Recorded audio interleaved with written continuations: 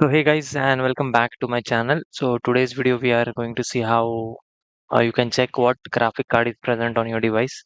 So for that all you need to do is just couple of things. Like first is go to your just type run. Okay.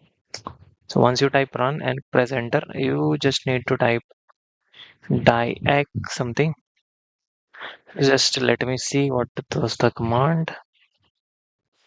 Dxdiag. So it is dxdiag. Okay. Okay, let me correct this. Diag. So once you do that, yes, click on yes, and let's see what we get. Okay,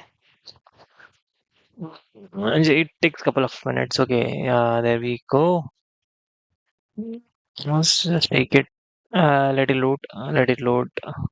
If you see on this bottom, it is basically checking all your drivers in the laptop and getting some info. So here you can see the details of my laptop and let's go to next page. Here if you see the graphic card information and the memory usage. Okay, display 2. So this is my graphic card basically. um GeForce RTX 3050. This is a 2023 model. So that was the latest that time. This is one way to check. Another method I'll show you is just go to your PC, click on right.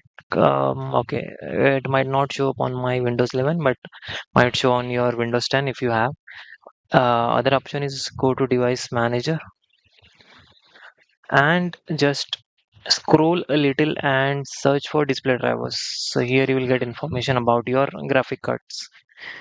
Another way is go to your task manager. Either do a right click and do task manager, go to performance. So once you reach performance, scroll down. Here you will get some information about your graphic card. See, here it is, and the usage. So that's all for this video. I hope this was informative, and this is how you get to know which graphic card is present on your device. So I hope this session was informative, and I'll see you in the next video. Thanks for watching, guys.